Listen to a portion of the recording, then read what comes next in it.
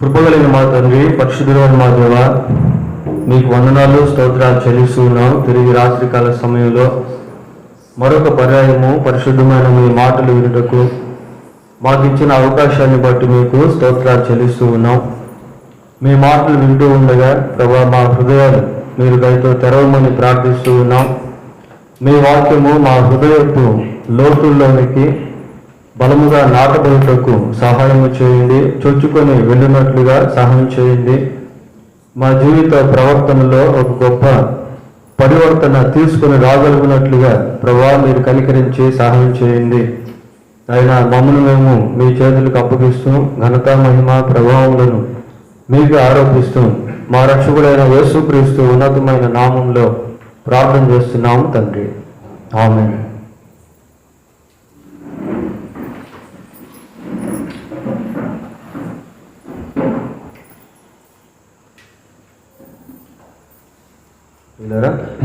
Bible గ్రంథంలో నుండి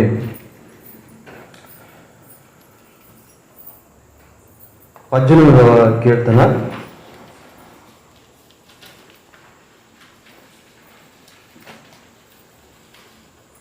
29వ వచనాన్ని చదువుకుందాం.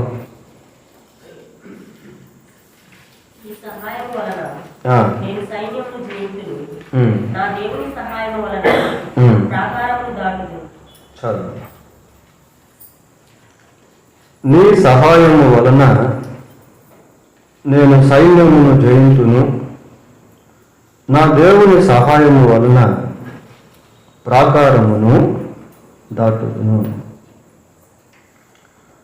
ఈ ఒక్క వచనంలో రెండు భాగాలు మనం చూస్తాం. మొదటి వరుసలో దావీదు దేవునితో మాట్లాడుతూ నీ సహాయము వలన నేను సైన్యమును జయింతును అంటున్నాను. David speaking to God. దావీదు దేవునితో మాట్లాడుతూ ఉన్నాడు. ఒక వ్యక్తి దేవునితో మాట్లాడే అనుభవాన్ని కలిగి ఉండవచ్చు. God has given us such kind of freedom to speak to him. దేవుడు తనతో మాట్లాడేటువంటి స్వేచ్ఛను ప్రతి ఒక్కరికి ఇచ్చాడు. వాళ్ళు ఎవరైనప్పటికీ సరే, క్రైస్తవులైనా, యూదులైనా, బౌద్ధులైనా, హిందూస్ అయినా, ముస్లిమ్స్ అయినా, వారు ఎవరైనప్పటికీ కూడా వారు యేసుక్రీస్తుకు ప్రార్థన చేసుకోవచ్చు. ఒక వ్యక్తి దేవునికి ప్రార్థన చేసే అనుభవాన్ని కలిగి ఉన్నప్పుడు ఆ వ్యక్తి జీవితంలో ఒక విధమైనటువంటి కాన్ఫిడెన్స్ అనేది కలుగుతుంది. ఒక విధమైనటువంటి ప్రశాంతత అనేది కలుగుతుంది. ఒక విధమైనటువంటి నిరీక్షణ అనేటువంటిది కలుగుతుంది. మన హృదయంలో బాధలు, వేదనలు ఉన్నప్పుడు తీసుకెళ్లి దేవుని సన్నిధిలో కన్నీటితో ప్రార్థన చేసాం అనుకో, మన హృదయం ఎంతో తేలికైపోతుంది. మన హృదయంలో కలవరాలు, భయాలు ఉన్నప్పుడు తీసుకెళ్లి వాటిని దేవునికి చెప్తే దేవుడు ఆ భయాన్ని, కలవరాన్ని తీసివేసి హృదయంలో ధైర్యాన్ని కలిగిస్తాడు. కీర్తనలో ఒక మాట ఉంది, ఏంటంటే ఆయన నా ప్రాణంలో ప్రాణ పుట్టించి నన్ను ధైర్యపరచును.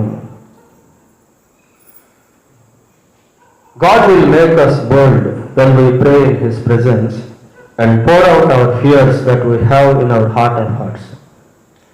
మన అంతరంగంలో ఉండేటువంటి భయాలు దేవుడి సన్నిధిలో కుమ్మరించినప్పుడు దేవుడు మన హృదయంలో గొప్ప నెమ్మదిని అనుగ్రహిస్తాడు. దావీదు యొక్క జీవితంలో అలాంటి ఘట్టాలు చాలా ఉన్నాయి. తాను వివాహం కాకముందు ప్రార్థన చేసుకునేవాడు, వివాహం అయిన తర్వాత కూడా ప్రార్థన చేసుకునేవాడు,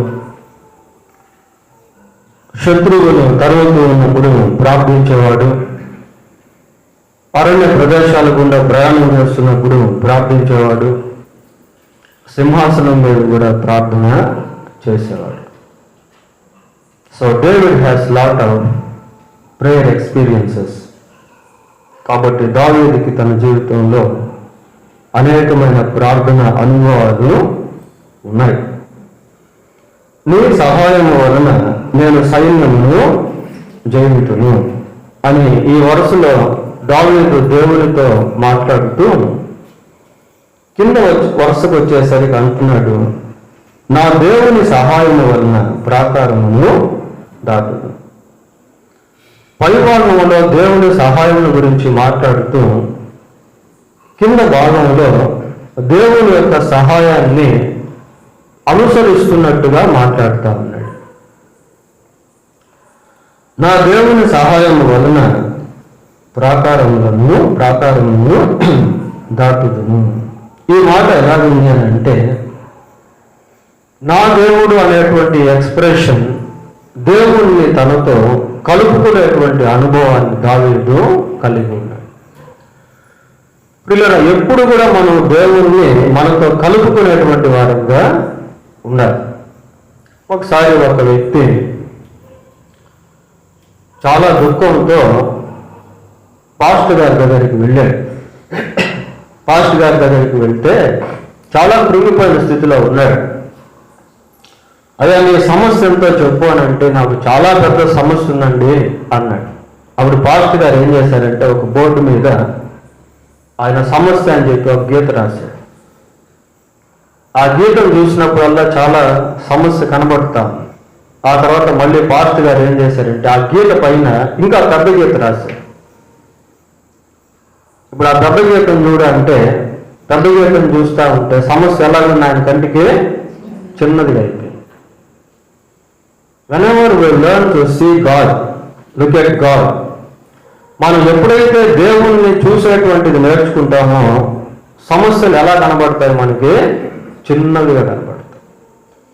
దేవుణ్ణి కాకుండా సమస్యనే మనం చూస్తూ ఉన్నాం అనుకోండి, అదే మనల్ని జయించేటువంటిదిగా ఉంటుంది, అదే మనల్ని అధిగమించేటువంటిదిగా ఉంటుంది, అదే మనల్ని అణగదొక్కేటువంటిదిగా కూడా ఉంటుంది. కాబట్టి దేవుని వైపు చూసేటువంటి అనుభవాన్ని నేర్చుకోవాలి ప్రియులారా.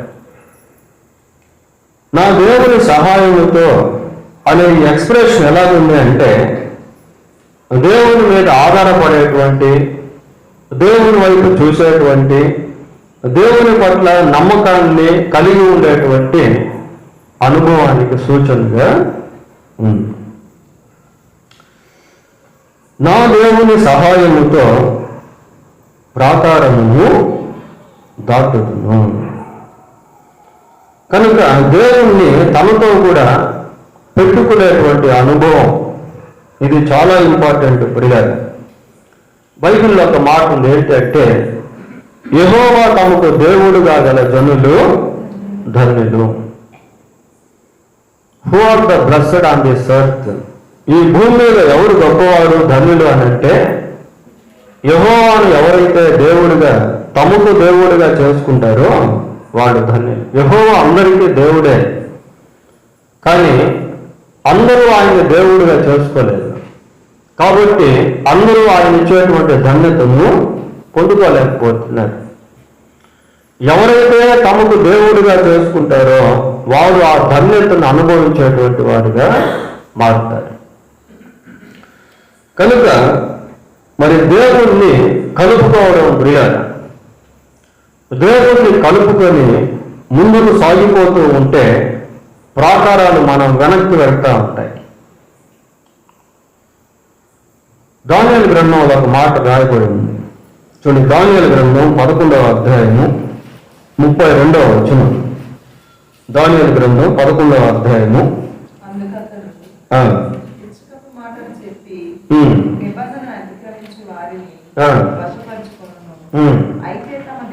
అయితే తమ దేవుని ఎరుగువారు బలము కలిగి గొప్ప కార్యములు చేశారు.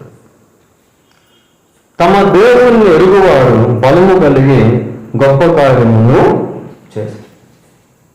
తమ దేవుణ్ణి ఎరుగుట ప్రియులారా, యేసుక్రీస్తు నాకు తెలుసు అని మనం అనుకుంటాం. కానీ యేసుక్రీస్తును ఏ విధంగా నీవు తెలుసుకోనున్నావు, అది ఇంపార్టెంట్.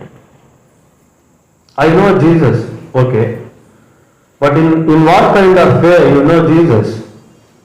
యేసుక్రీస్తు నీకు తెలుసు, కానీ ఏ విధానంలో ఆయన నీకు తెలుసు? ఆయన స్వస్థపరిచే యేసుక్రీస్తుగా నీకు తెలుసా? ఆయన రక్షించేటువంటి యేసు ప్రభువుగా నీకు తెలుసా? ప్రియులారా, అది ఇంపార్టెంట్. యేసుక్రీస్తును మనము వివిధ రకాల అనుభవాల్లో తెలుసుకోవాలి. ప్రభువుని గురించి మనం చూస్తాం, ఆయన రక్షకుడు అని చూస్తాం. ఎప్పుడు ఆ అనుభవంలోకి వస్తుందంటే మనం ఆయన నుండి విశ్వాసం ఉంచి మన ఆత్మకు ఎప్పుడైతే రక్షణ వస్తుందో అప్పుడు మనం ఏమని పిలవగలము అంటే జీసస్ ఈజ్ మై సేవియర్ అని పిలవగలం. జీసస్ ఈజ్ మై షెపర్డ్, ఆయన నాకు కాపరి. ఈ అనుభవం ఎప్పుడు వస్తుంది అంటే మనం ఆయనకు గొర్రెగా మారినప్పుడు, ఆయన మనకు కాపరిగా ఉన్నప్పుడు మనం ఆ విధంగా ఆయన్ని పిలవగలుగుతాం. జీసస్ ఈజ్ మై లార్డ్, యేసుక్రీస్తు నాకు ప్రభువు అంటాం. ఈ అనుభవం ఎప్పుడు వస్తుంది అంటే ఆయన అధికారానికి మనం లోబడి ముందుకు వెళ్తూ ఉన్నప్పుడు జీసస్ ఈజ్ మై లార్డ్ అని చెప్పగలుగుతాం. కనుక దేవుణ్ణి మనం అనుభవించి తెలుసుకోవాలి ప్రియులారా. దేవుణ్ణి చదివి తెలుసుకోవడం లేక విని తెలుసుకోవడం కాదు, కానీ అనుభవపూర్వకంగా తెలుసుకోవాలి. తమ దేవుణ్ణి ఎరుగుట అంటే అనుభవించేటువంటి అనుభవం కలిగినటువంటి వాడు ఏం చేస్తాడు? బలము కలిగి గొప్ప కార్యములు చేస్తాడు. షద్రక్ మేషక్ అబేద్నెగో దేవుణ్ణి, ఆయన శక్తిని ఎరిగినటువంటి వారిగా ఉన్నారు. అందుకే ఆ రాజ సముఖమందు ఏం మాట్లాడారు? ఈ అగ్నిగుండం నుండి మేము సేవించుతున్నటువంటి దేవుడు మమ్మల్ని రక్షించుటకు సమర్థుడు. He has that kind of capacity to save us from this burning fire. ఈ అగ్నిగుండంలో నుండి మమ్మల్ని రక్షించుటకు మేము సేవించేటువంటి దేవుడు సామర్థ్యం కలిగినటువంటి వాడు, శక్తి కలిగినటువంటి వాడు. అలాగా ప్రభువుని అనుభవపూర్వకంగా ఎరిగేటువంటి స్థితి ప్రియులారా. తమ దేవుని ఎరుగువారు బలము కలిగి గొప్ప కార్యములు చేసేతురు. సమూయేలు 2వ గ్రంథం 22వ అధ్యాయం. సమూయేలు 2వ గ్రంథం 22వ అధ్యాయం 7వ వచనం. నా శ్రమలో నేను యెహోవాకు మొరపెట్టి తిని, నా దేవునికి ప్రార్థన చేసి తిని,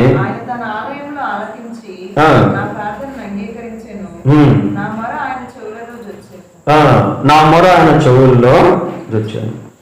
నా దేవునికి ప్రార్థన చేసి తిని అంటున్నాడు పిల్లల. ఎప్పుడు చేశాడట?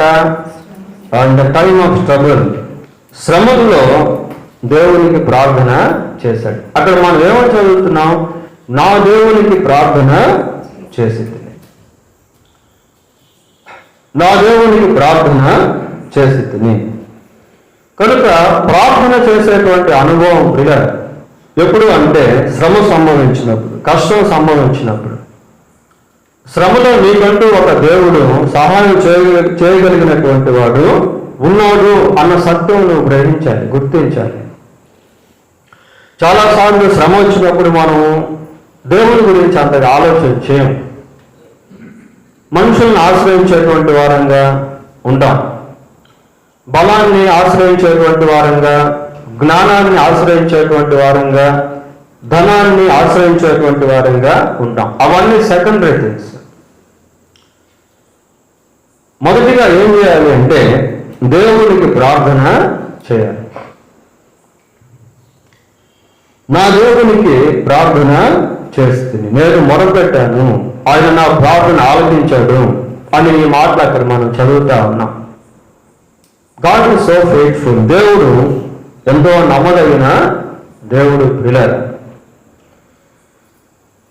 సమూయేలు 2వ గ్రంథం 22వ అధ్యాయము 22వ వచనం కూడా చదువుకున్నాం.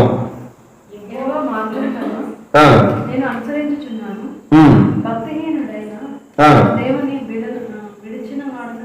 చాలు. భక్తిహీనుడనై నా దేవుని విడిచిన వాడును కాదు. నా దేవుణ్ణి నేను విడిచిపెట్టట్లేదు.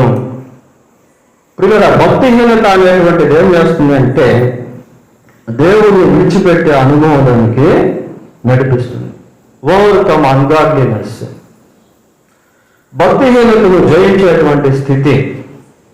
ఈ భక్తిహీనత ఎవరైతే కలిగి ఉంటారో వాళ్ళు దేవుణ్ణి విడిచిపెట్టేస్తారు. ఇంకొకసారి చదవండి ఆ వచ్చిన మళ్ళీ. యెహోవా మార్గములను నేను అనుసరించుచున్నాను, భక్తిహీనుడనై నా దేవుని విడిచిన వాడును కాదు. ఈ భాగాలన్నింటిలో కూడా మనం ఏం గమనిస్తున్నాము అంటే నా దేవుడు, నా దేవునికి అనే మాటలు మనకు కనబడుతూ ఉన్నాయి. దేవుని మార్గములను అనుసరించేటువంటి వ్యక్తిగా ఉన్నాడు. భక్తిహీనుడై దేవుని విడిచిపెట్టినటువంటి వాడు కాను అంటున్నాడు బిలాము. కాబట్టి భక్తి విషయంలో చాలా జాగ్రత్తగా ఉండాలి. అసలు వాట్ ఈస్ ద భక్తిహీనత అంటే ఏంది అని ఒక ప్రశ్న మనం వేసుకున్నాం అనుకోండి, ఈ సామెతల గ్రంథం, కీర్తనల గ్రంథం చదివితే భక్తిహీనుల గురించి చాలా విషయాలు ఉంటాయి అక్కడ. అసలు భక్తిహీనత అంటే ఏంటో అనేది, ఆ భక్తిహీనత అనే భాగాలన్నీ మనం పిక్ చేసుకొని సామెతల గ్రంథంలో చదివితే అసలు దాని ట్రూ కలర్స్ ఏంటో మనకు అర్థం అవుతాయి. నేను మారుమూసుకున్న కొత్తల్లో ఒక నోట్బుక్ పెట్టుకొని నీతిమంతులు, భక్తిహీనులు, యథార్థం అవన్నీ నేను నోట్స్ రాసుకున్నాను చూసి.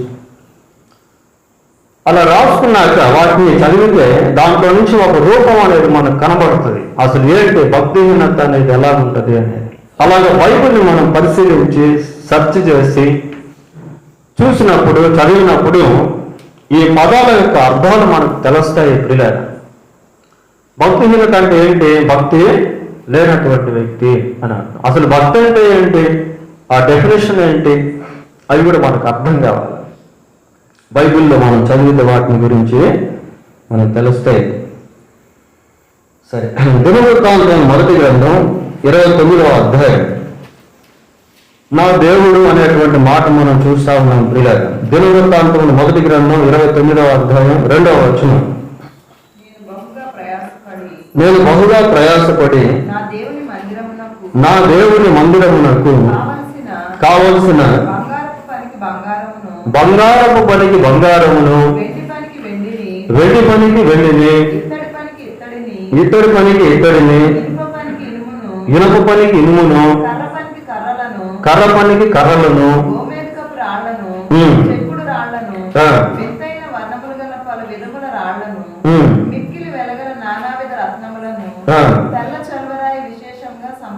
సంపాదించింది. ఎవరు అంటున్నాడు ఈ మాటలు?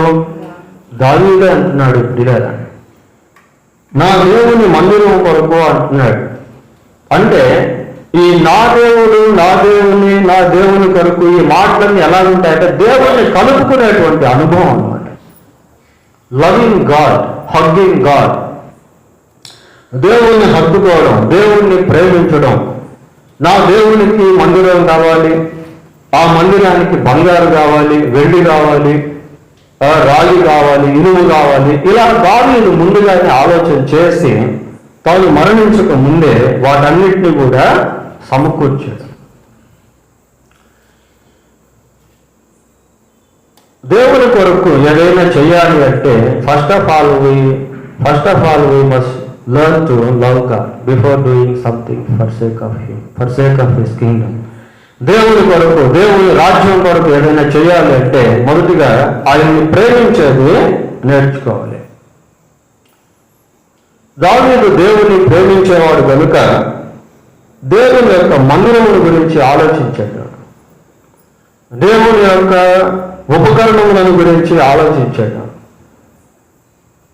కనుక ప్రియులారా, ఇవన్నీ మనకి దేన్ని జ్ఞాపకం చేస్తున్నాయంటే నా దేవుణ్ణి, అంటే దేవుణ్ణి కలుపుకునేటువంటి విధానాన్ని జ్ఞాపకం చేస్తా ఉన్నాయి. దేవుణ్ణి అంటిపెట్టుకొని జీవించేటువంటి విధానాన్ని జ్ఞాపకం చేస్తా ఉన్నాయి. ప్రభువును హత్తుకొని జీవించేటువంటి విధానాన్ని జ్ఞాపకం చేస్తా ఉన్నాయి. మన అనుదిన జీవితంలో దేవునికి మనము ఎంత సమీపంగానైనా ఉండవచ్చు, ఎంత సమీపంగానైనా ఉండవచ్చు ప్రియులారా. వాస్తవానికి we're not worthy to approach God because we're sinners. మనం పాపం చేసినటువంటి వారం కనుక మనం దేవుణ్ణి సమీపించేటువంటి అర్హత మనకు లేదు.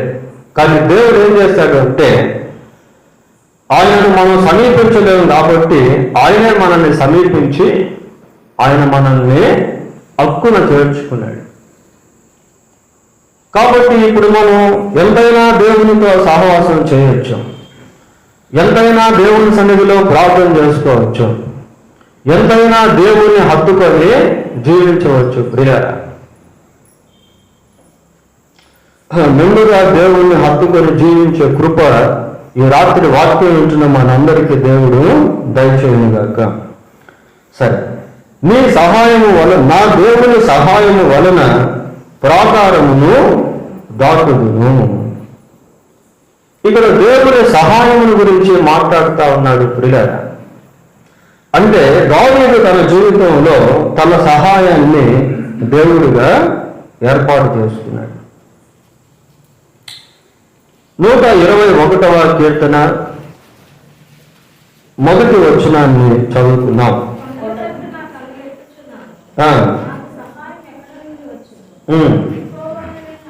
యెహోవా వలననే నాకు సహాయము కలుగును, ఆయన భూమి ఆకాశములను సృజించిన వాడు.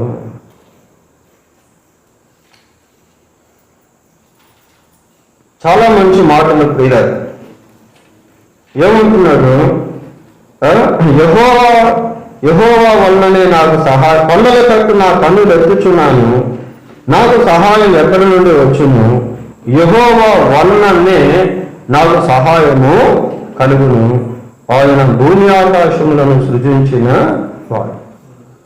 ఆయన భూమి ఆకాశములను సృజించిన వాడు అని అక్కడ జ్ఞాపకం చేయబడటంలో మనం గుర్తించాల్సింది ఏంటి అంటే, ఆయన అంత గొప్ప సృష్టికర్త అనేది మనకు అర్థం కావాలి.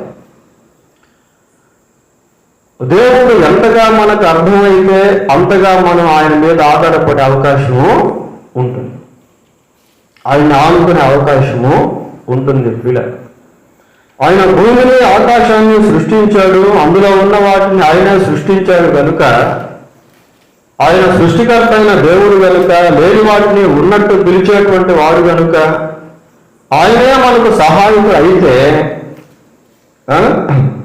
ఆ గొప్ప సహాయాన్ని మనం అనుభవించేటువంటి వారంగా మారుతాం. ఇక్కడ కాన్ఫిడెన్స్ అనేది మనం చూస్తా ఉన్నాం పిల్లలు. కొండల తట్టు నా కన్నులు ఎత్తుచున్నాను, నాకు సహాయం ఎక్కడి నుండి వచ్చును? యెహోవా వలననే. అది ఎలాగుందంటే అఫర్మేషన్ వర్డ్ అది, అంటే ఖచ్చితంగా నొక్కి మాట్లాడుతున్నటువంటి పదజాలం అది. యెహోవా వలననే, there is no another option but God, but the Lord. దేవుడు తప్ప ఇంకా వేరే అవకాశం అనేటువంటిది లేదు. యెహోవా వలననే నాకు సహాయము కలుగును. కన్ఫామ్ చేసి చెప్తున్నట్టుగా ఉంది పిల్లలు.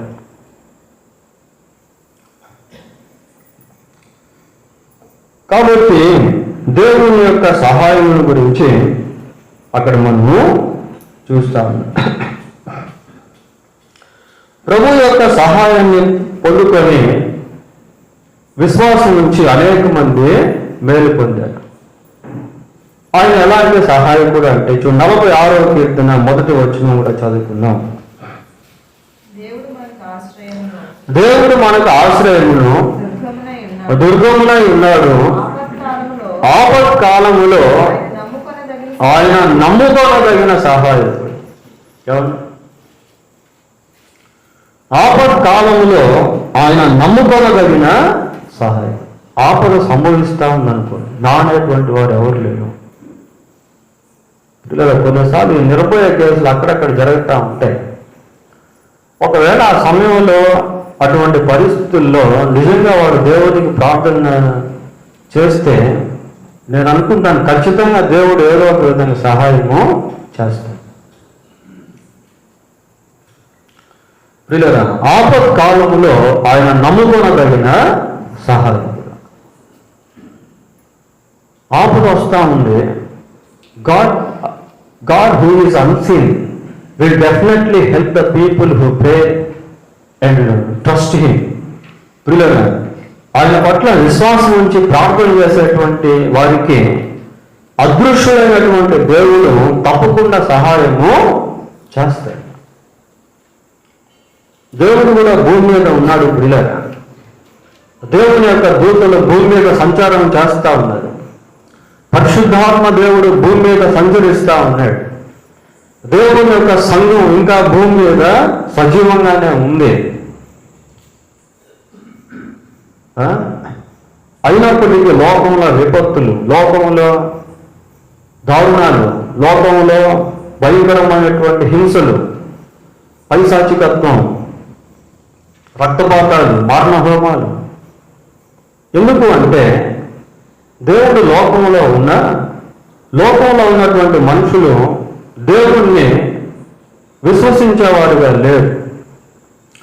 దేవుణ్ణి గ్రహించేటువంటి వారుగా లేరు. సౌలు హింసకుడుగా ఉండి దేవుణ్ణి గ్రహించి ఆ హింసాకాండకి ఫుల్ స్టాప్ పెట్టాడు.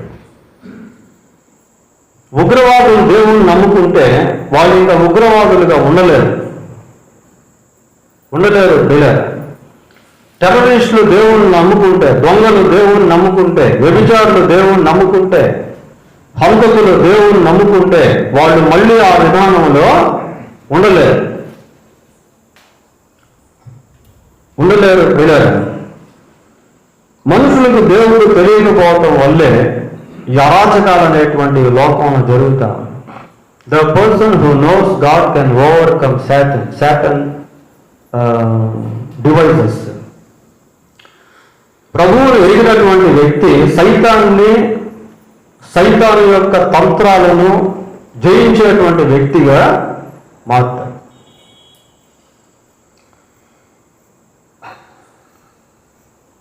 రాజులలో దినవృత్తాంతములు 2వ గ్రంథం 26వ అధ్యాయం. దినవృత్తాంతములు 2వ గ్రంథం 26వ అధ్యాయము 15వ వచనం. మరియు అతడు అంకులనేమి పెద్దరాళ్ళనేమి ప్రయోగించుటకై ఉపాయశాలలు కల్పించిన యంత్రములను యెరూషలేములో చేయించి దుర్గములలోను గురుసులలోను ఉంచెను. అతడు స్థిరపడు వరకు అతనికి ఆశ్చర్యకరమైన సహాయము కలిగెను గనుక అతని కీర్తి దూరంగా వ్యాపించి.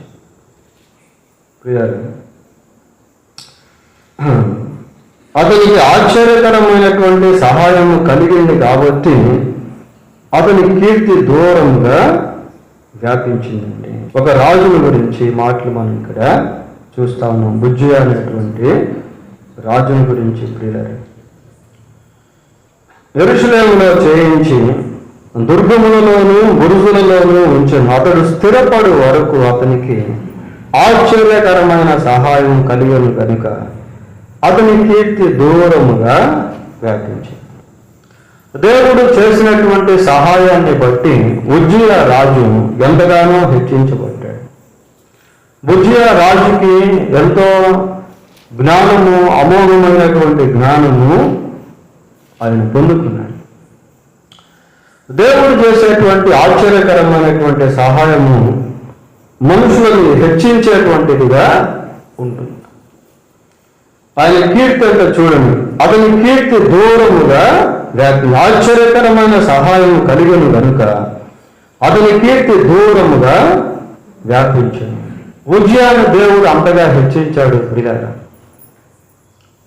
అయితే ఉజ్జియా తర్వాత గర్వించి ఎంతో నష్టపోయినట్టు మనం తర్వాత చూస్తాం. సరే, ఏదైనప్పటికీ దేవుని యొక్క సహాయము ఆ రాజును హెచ్చించేటువంటిదిగా చేసింది. దినవృత్తాంతములు 1వ గ్రంథం 5వ అధ్యాయము 22వ వచనం. దినవృత్తాంతములు 1వ గ్రంథం 5వ అధ్యాయము యుద్ధమందు దేవుని సహాయము వారికి కలుగుట చేత శత్రువులు అనేకులు పడిపోయారట ప్రియులారా. చాలు చాలు.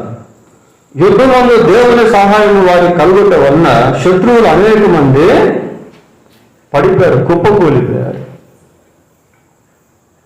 చూడండి ఎంత గొప్ప కార్యము. దేవుడు యుద్ధంలో సహాయం చేయడం ద్వారా ఇశ్రాయేలీయులకు శత్రువుల పైన పైచేయిగా ఉంది. వారు దేవుని సహాయాన్ని ఆర్జిస్తున్నప్పుడల్లా వాళ్ళు యుద్ధంలో విజయులయ్యేవారు ప్రియులారా. అందుకే సమూయేలు ఒక రాయిని తీసుకొచ్చి అక్కడ పెట్టి, ఇంతవరకు యెహోవా మనకు సహాయం చేశాడు అని ఎబెనేజర్ అనే పేరు అక్కడ పెట్టినట్టు సమూయేలు గ్రంథంలో మనము చూస్తాం. యుద్ధంలో వారికి దేవుని సహాయం కలిగినప్పుడు శత్రువులంతా ఏమైపోయారు? పడిపోయారు ప్రియులారా. ఆ రీతిగా దేవుని యొక్క సహాయాన్ని మనుషులు అనుభవించారు.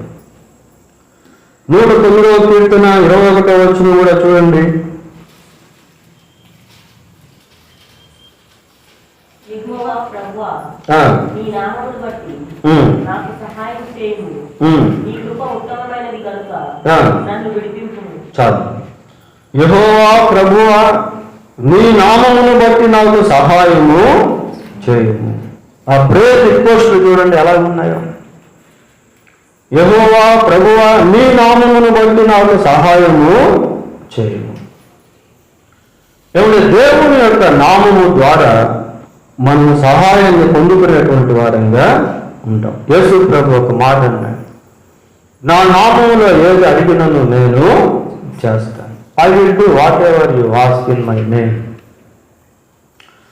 నా నామములో ఏది అడిగినా నేను చేస్తాను అని చెప్పాడు ప్రియులారా. కనుక దేవుని యొక్క నామములో మన యొక్క అవసరతలు తీర్చిపడతాయి. యేసుక్రీస్తు ప్రభువుని యేసుక్రీస్తు యొక్క నామములో మనం రక్షింపబడతాం. యేసుక్రీస్తు నామములో మనకు పాప క్షమాపణ అనేది కలుగుతుంది.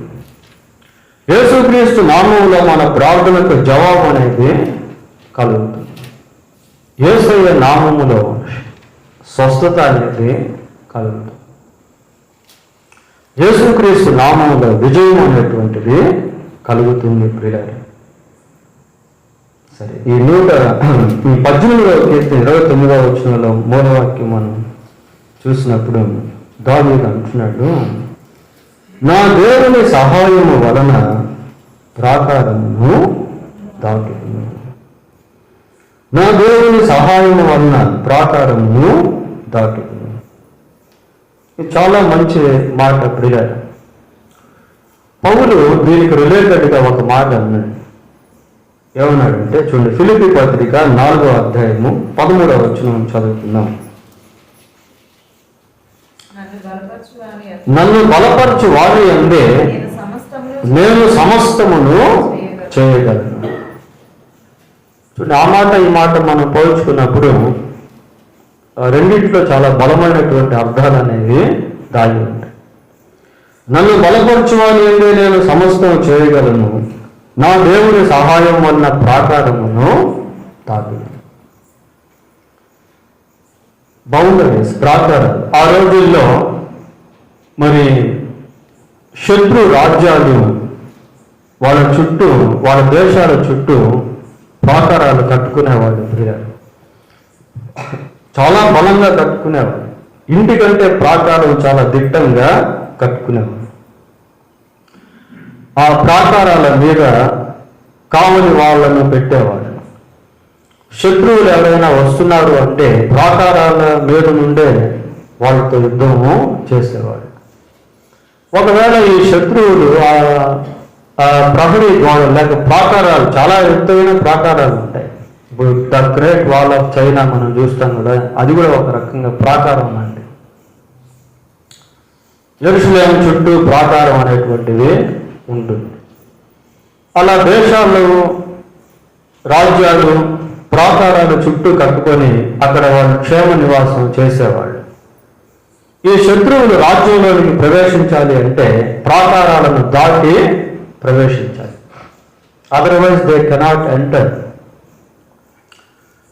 లేకపోతే వాళ్ళ సంస్థానాల్లోనికి వీళ్ళు ప్రవేశించలేరు. ఈ కోవలో ఎరికో పట్టణము చుట్టూ ఉన్నటువంటి ప్రాకారాలు చాలా బలంగా కట్టారు. ఆ రోజుల్లో చాలా బలంగా కట్టారు పిల్లరా. ఇప్పుడు ఆ ప్రాకారాలు పడగొట్టాలి అంటే ఎవరి వల్ల కూడా కాదు, అంత బలంగా వాళ్ళు కట్టడం అనేది జరిగింది. అయితే యెహోషువ హయాంలో దేవుడు ఇశ్రాయేలీయులకు కొన్ని ఇన్స్ట్రక్షన్స్ ఇవ్వటం వలన వాళ్ళు ఆ దశలో ప్రయాణం చేసి అక్కడ దేవుణ్ణి ఆరాధిస్తూ స్తుతిస్తూ వచ్చారు. ఆ ప్రాకారాల చుట్టూ తిరుగుతూ దేవుణ్ణి ఆరాధిస్తూ ఉంటే వితౌట్ దేర్ హ్యాండ్, వారి యొక్క ప్రమేయం లేకుండానే ఆ ఎరుకో గోడలు వాటికంతా అవే కూలిపోయాయి. చూడండి, యెహోషువ గ్రంథం 6వ అధ్యాయము 20వ వచనాన్ని చదువుతున్నాం ప్రియులారా.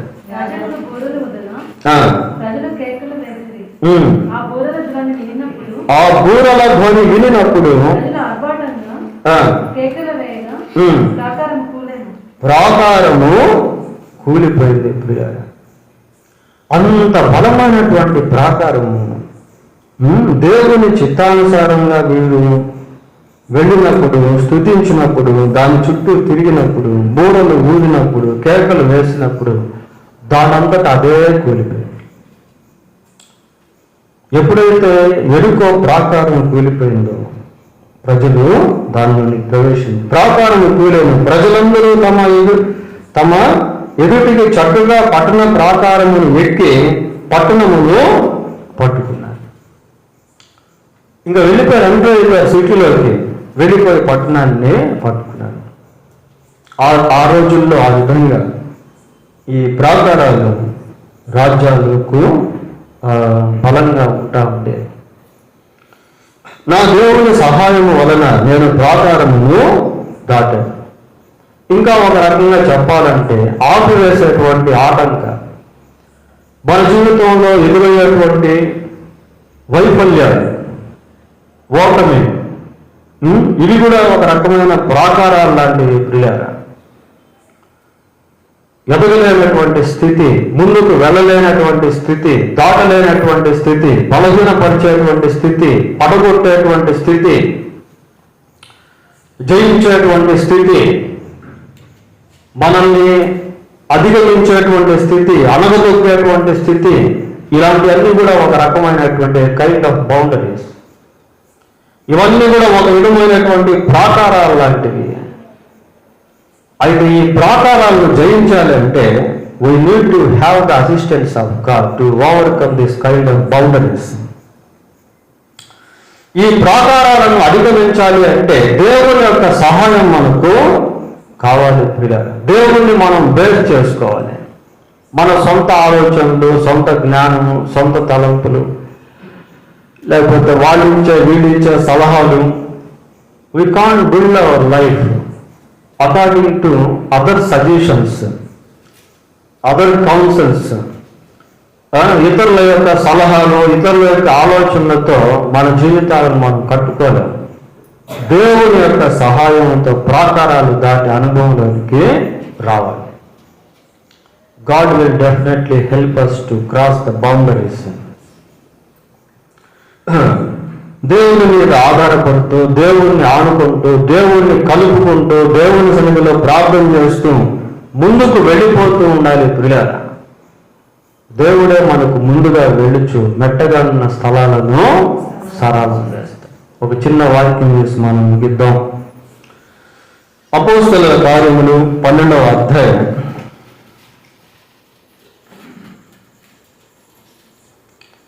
ఇక్కడ పేతురుని తీసుకెళ్లి చెరసాల్లో వేశారు ప్రియులారా.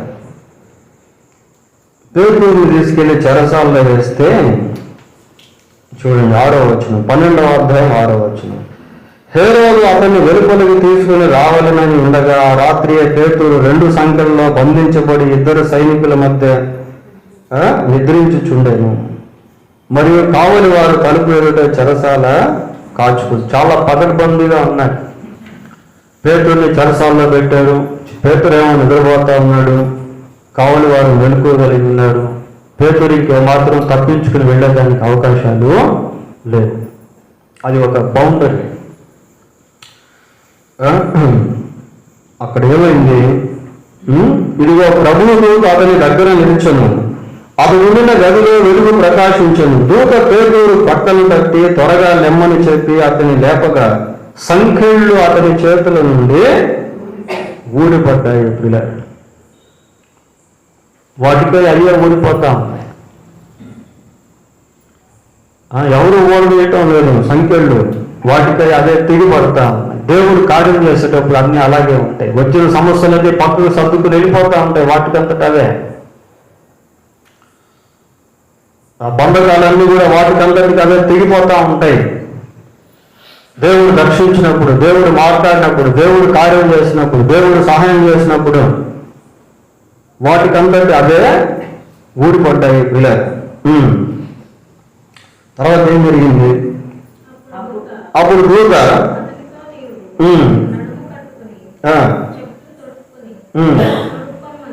తొడుక్కొని మనను ఇలాగ దూత పేతుర్ని సిద్ధపరిచి ఇద్దరు అక్కడి నుంచి బయలుదేరారు. ప్రియులారా, బయలుదేరి వెళ్తా ఉంటే చూడండి, 10వ వచనం చదవండి. మొదటి కావలిని, రెండవ కావలిని దాటి పట్టణమునకు పోవు ఇనుప గవిని వద్దకు వచ్చినప్పుడు, అది చూడండి అసలు ఎట్టుందా మాటలు. ఇనుప గవిని వద్దకు వచ్చినప్పుడు దానంతట అదే వారికి తెరుచుకునేది. దానంతట అదే అలా తెరుచుకుంటుంది. ఎవరో ఒకరు ఓపెన్ చేయాలి కదా. ఎవరో ఒకరు ఓపెన్ చేయాలి కదా. సంఖ్యలు వాటికంతటికి అవే ఊడిపడ్డాయి. వాళ్ళు ప్రయాణం చేసి ముందుకు వస్తూ ఉంటే పట్టణమునకు పోవు ఇనుప గవి వద్దకు వచ్చినప్పుడు దానంతట అదే వారికి తెరుచుకోలేను. చూడండి పిల్ల, దేవుని కార్యాలు అలాగే. దేవుడు కార్యం చేసినప్పుడు అవన్నీ వాటికంతటికి అవే జరిగిపోతూ ఉంటాయి. మనకు తెలియదు. It is beyond our imagination. It is beyond our capacity. ప్రియులారా, అది మన జ్ఞానానికి అందనటువంటిది. వాటి అంతటికి అవే తెరుచుకుంటా ఉన్నాయి. ఇశ్రాయేలు స్తుతిస్తా ఉన్నారు. ఇంకేం చేయలే వాళ్ళు అక్కడ చేరి. ఎరుకో గోడలు వాటికి అంతటికి అవే కూలిపడుతూ ఉన్నాయి. అలా ఉంటాయి దేవుని కార్యాలు. నా దేవుని సహాయము వలన నేను ప్రాకారములను దాటాను. ఆ విశ్వాసం అనేది కావాలి. ఆ నమ్మకం అనేది కావాలి. అలాంటి దృక్పథంతో ముందుకు వెళ్తా ఉన్నప్పుడు దేవుని యొక్క కార్యాలను మనం చూడగలిగే వారంగా ఉంటాము. ప్రియారా, దేవుడు తన వాక్యం దీవించిన గాక. ప్రార్థన చేసుకుందాం. ప్రార్థన.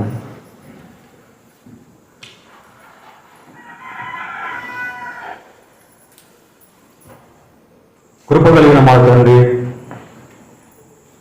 పరిశుద్ధుడు అయిన మా దేవ, మీకు వందనాలు, స్తోత్రాలు చెల్లిస్తూ ఉన్నాం. నీ సహాయముతో సైన్యమును జయిస్తున్నాం. నా దేవుని సహాయముతో ప్రాకారములను దాటు. ప్రభా, మీ అందరి విశ్వాసంలో మమ్మల్ని బలవంతులుగా చేయండి. మిమ్మను మా జీవితంలో అన్ని విషయాల్లో కలుపుకొని మీతో కూడా కలిసి ముందుకు సాగేవారముగా మమ్మల్ని చేయండి. ప్రభా, మీ వైపు చూస్తూ, మీపై ఆధారపడుతూ, మీకు ప్రార్థిస్తూ, మీ నడిపింపునకు మమ్మల్ని మేము అప్పగించుకునే వారముగా ఉన్నట్టుకు కృపదయ చేయండి. ఆపత్కాలంలో మీరు నమ్ముకొనదగిన సహాయకుడవు గనుక ఆపద సంభవించినప్పుడు మేము మిమ్మల్ని జ్ఞాపకం చేసుకునే వారంగా ఉన్నట్టుకు సహాయం చేయండి. ప్రభా, కనికరించండి, కృప చూపించండి, సహాయం చేయండి. నాయన, మీరు ఆశ్చర్యమైన కార్యములు చేసేటువంటి దేవుడు. అందును బట్టి మీకు స్తోత్రాలు చెల్లిస్తూ ఉన్నాం. మీరు సజీవుడైనటువంటి దేవుడు ప్రభువా. కనుక మీపై ఆధారపడుటకు మాకు నేర్పించండి. విశ్వాసంతో మీ శక్తిని తాకి ఆ భక్తిలోనికి మమ్మల్ని నడిపించండి. భక్తిహీనత మమ్మల్ని జయించలేకున్నట్లు సహాయం చేయండి. మా ఎదుట వ్యాపారం వంటి సమస్యలు, ఆటంకాలు, అపజయాలు, శత్రువులు ఏవైతే ఉన్నాయో వాటన్నిటిని అధిగమించుటకు మీరే మాకు శక్తిని దయచేయండి. మీరే మమ్మల్ని నడిపించి మహిమ పొందమని మా ప్రభువును మా రక్షకుడును అయిన యేసుక్రీస్తు ఉన్నతమైన నామములో ప్రార్థన చేస్తున్నాము తండ్రి. ఆమేన్.